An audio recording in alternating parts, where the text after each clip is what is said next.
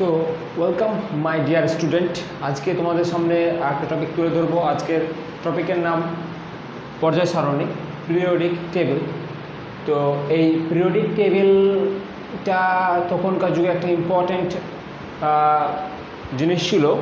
যে প্রথমে দেখো পিরিয়ডিক টেবিলে কীভাবে আসে। প্রথমত 63টি এলিমেন্ট ছিল আমাদের। তো এই 63টি এলিমেন্টের যে প্রপার্টি, ফিজিক্যাল এবং কেমিক্যাল যে প্রপার্টিগুলো রয়েছে, সেগুলো আলাদা আলাদাভাবে পড়তে বা সেগুলো আয়ত্তে রাখা খুবই অসম্ভব হয়ে পড়ে। তো তখন কী করলো, তখন সায়েন্টিস্টরা এই এলিমেন্টগুলোকে কিছুতে শ্রেণীবদ্ধ করার চেষ্টা করলো। তো এই শ্রেণীবদ্ধ করাতে প্রথম যিনি এই এলিমেন্টগুলোকে শ্রেণীবদ্ধ করার জন্য যে লটা তিনি দিয়েছিলেন, তিনি হচ্ছেন স্যার ডোবেনিয়ার। তো সে লটার নাম হচ্ছে ডোবেনিয়ার ট্রায়াডস ল।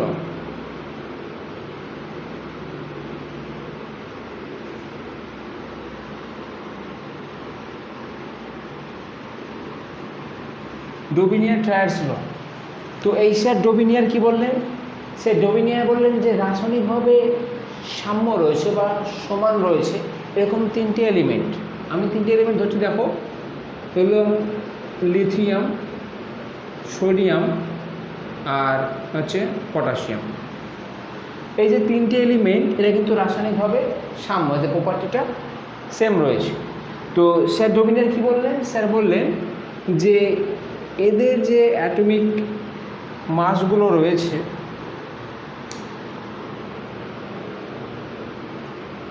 লিথিয়ামের 7 আর সোডিয়ামের 39।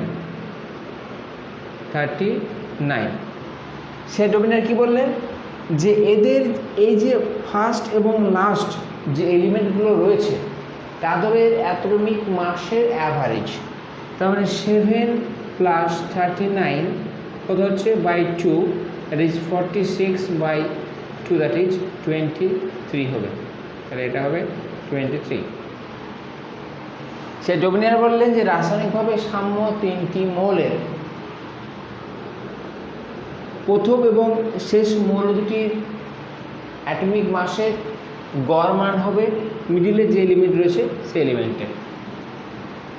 তাহলে এটা একটা পিরিয়ডিক্যালি সাজানো হচ্ছে, একটা রো পাওয়া আছে, তাই না? তো এইভাবে তিনি ফার্স্ট সাজানোর চেষ্টা করেন। তো এরকম কিছু এলিমেন্ট রয়েছে, তাদের এভাবে তাদের প্রপার্টি ডিসকাশন করা গেলেও বেশিরভাগ এলিমেন্টে কিন্তু পারা যায় না, যার জন্য এই স্যার ডোবেনিয়ার কিন্তু এই লটা রিজেক্ট হয়ে যায়। ওকে, টোটাল এলিমেন্টের উপর এই লটা অ্যাপ্লিকেবল নয়। তো এর পরবর্তী ক্ষেত্রে স্যার আসলেন, তিনি হচ্ছেন নিউল্যান্ডস বলে একজন ব্যক্তি। নিউল্যান্ডস, যার সূত্র হচ্ছে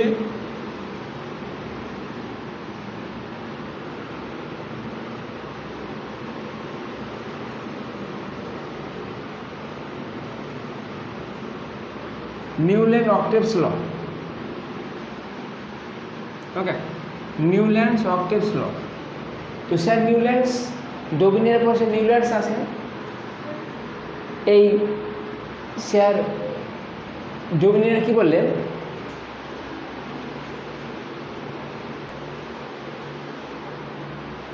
তো স্যার নিউল্যান্ডস বললেন যে কোনো একটি মৌল থেকে শুরু করে, আমি সোডিয়াম থেকে শুরু করলাম।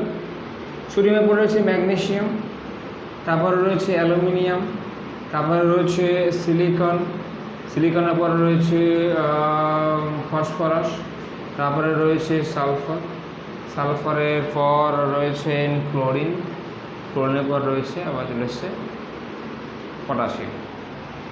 তো নিউল্যান্ডস বললেন যে কোনো একটি মৌল থেকে শুরু করে প্রতি অষ্টম মৌলটি ধর্মগতভাবে প্রথম মৌলটির সমান হয়। কোনো একটি মৌল থেকে শুরু করে প্রতি অষ্টম মৌলটি ধর্মগতভাবে প্রথম মৌলটি অনুরূপ, এটা স্যার নিউল্যান্ডস বললেন। কিন্তু এই লটাও কিন্তু সমস্ত এলিমেন্টের ক্ষেত্রে প্রযোজ্য নয়। ফর স্মল এলিমেন্ট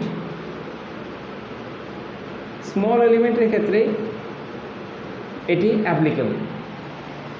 তাহলে এই লটাও কিন্তু কার্যকর হলো না। ওকে, তো এরপর যিনি আসেন তিনি হলেন sir Mendeleev. Sir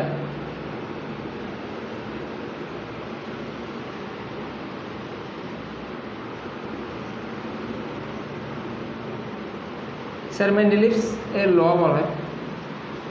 okay, periodic ল। স্যার মেন্ডেলিভ একটা কথা বললেন, সেটা একটা ল যে কোনো একটা মৌল থেকে শুরু করে বা কোনো একটা মৌলের ভৌত ও রাসায়নিক ধর্ম পর্যায়ক্রমে পুনরাবৃত্ত হয় এবং সেটা হচ্ছে পারমাণবিক গুরুত্বের উপর ভিত্তি করে। কোনো একটি মৌলের ভৌত রাসায়নিক ধর্ম তার পারমাণবিক গুরুত্ব বৃদ্ধির সঙ্গে সঙ্গে পর্যায়ক্রমে পুনরাবৃত্ত হয়। পর্যায় মানে কি? পিরিয়ডিক টেবিল কীরকম হয়? পিরিয়ডিক টেবিল সাধারণত এরকম হবে, কতগুলো পর্যায় ও কতগুলো শ্রেণী নিয়ে গঠিত, তাই তো? এগুলোকে বলে পর্যায়, এগুলো হচ্ছে পিরিয়ড, আর এই যে এগুলো রয়েছে এগুলো হচ্ছে কলম। তাহলে এই যে পিরিয়ডগুলো রয়েছে, এই পিরিয়ডগুলো তিনি বললেন যে কোনো একটি মৌল ভৌত ও রাসায়নিক ধর্ম পারমাণবিক গুরুত্ব বৃদ্ধির সঙ্গে সঙ্গে পর্যায়ক্রমে পুনরাবৃত্ত হয়। এটাকে বললো স্যার মেন্ডেলিভ বলে। কোনো একটি এলিমেন্টের ভৌত ও রাসায়নিক ধর্ম পারমাণবিক গুরুত্ব বৃদ্ধির সঙ্গে সঙ্গে পর্যায়ক্রমে পুনরাবৃত্ত হয়, এটা স্যার মেন্ডেলিভ বললেন। ওকে, কী অনুযায়ী? অ্যাটমিক মাস, এটা মনে রাখবো। মাসও বলা হয় বা ওয়েটও বলা হয়। অ্যাটমিক মাস বা ওয়েট অনুযায়ী স্যার ফার্স্ট মেন্ডেলিভ বললেন যে তাদের ভৌত রাসায়নিক ধর্মগুলো পর্যায়ক্রমে পুনরাবৃত্ত হয়।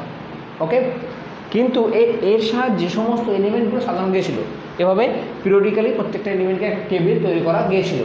কিন্তু এই টেবিলে অ্যাটমিক মাস অনুযায়ী সাইজ ছিল, কিন্তু কিছু কিছু ক্ষেত্রে অ্যাটমিক মাস বেশি। কোনো একটা এলিমেন্টের অ্যাটমিক, ধরো এ অ্যান্ড বি ধরলাম, এ আর বি, এটা অ্যাটমিক মাস ধরলাম 45, এটা হচ্ছে 46।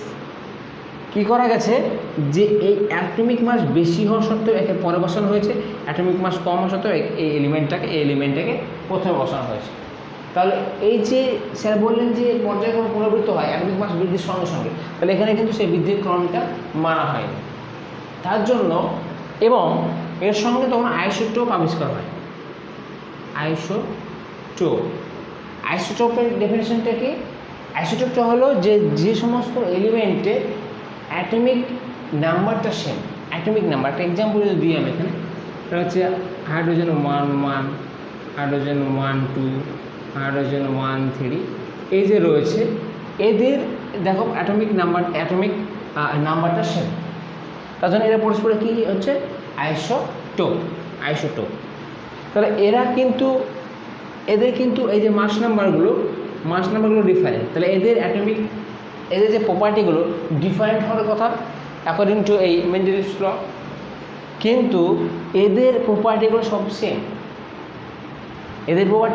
সেম। তখন থেকে প্রমাণিত হয় যে এই অ্যাটমিক নাম্বার হচ্ছে কোনো একটা এলিমেন্টের ফান্ডামেন্টাল প্রপার্টি। এই ফান্ডামেন্টাল প্রপার্টির মধ্যে পড়ছে অ্যাটমিক নাম্বার, অ্যাটমিক মাস নয়। ওকে, তো এই যে অ্যাটমিক আমি নাম্বার পেলাম এখানে, নাম্বার, এটা হচ্ছে ফান্ডামেন্টাল কোয়ান্টিটি। ওকে, অ্যাটমিক নাম্বারটা ফান্ডামেন্টাল কোয়ান্টিটি, কিন্তু অ্যাটমিক মাস নয়। তার জন্যই এই মেন্ডেলিভের ল এর পরিবর্তে পরে আসলেও মডার্ন পিরিয়ডিক ল। কি?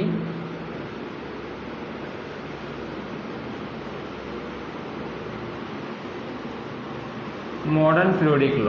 এই মডার্ন পিরিয়ডিক লয়ে কী হলো? মডার্ন পিরিয়ডিক লয়ে সবই ঠিক থাকলো, শুধুমাত্র এখানে অ্যাটমিক নাম্বারটা অ্যাড করা হলো।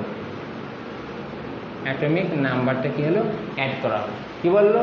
বলা হলো যে কোনো একটা মৌলের ভৌত রাসায়নিক ধর্ম তার পারমাণবিক ক্রমাঙ্ক বা অ্যাটমিক নাম্বার বৃদ্ধির সঙ্গে সঙ্গে পর্যায়ক্রমে পুনরাবৃত্ত হয়। তখন দেখা গেল যে সমস্ত এলিমেন্টগুলোই কিন্তু এই লটা মেনে চলছে। বেশি কোনো অ্যাটমিক নাম্বার বেশি হয়েছে কিন্তু তার পরে বসানো হয়েছে, এরকম কোনো কেস কিন্তু এই পিরিয়ডিক টেবিলে আর পাওয়া যায়নি। তাহলে যে মেন্ডেলিভের যে পিরিয়ডিক লটা দিয়েছিল সেখানে যে ত্রুটিটা ছিল, যে ফল্টটা ছিল, সেই ফল্টটা কিন্তু এই মডার্ন পিরিয়ডিক লয়ে সেটা সলভ করে দেওয়া হয়েছে। ওকে, এই পিরিয়ডিক লয়ের যে এই মডার্ন পিরিয়ডিক লয়ে কিছু ফল্ট ছিল। কী ফল্ট ছিল? এই মডার্ন পিরিয়ডিক লয়েও কিন্তু হাইড্রোজেনের কোনো নির্দিষ্ট জায়গায় বসানো হয়নি, কারণ হাইড্রোজেন এক যদি মৌলের মতো আচরণ করে, মানে হাইড্রোজেন সাধারণত কি কত নন মেটাল, কিন্তু এই যোজ্যতা কত 1।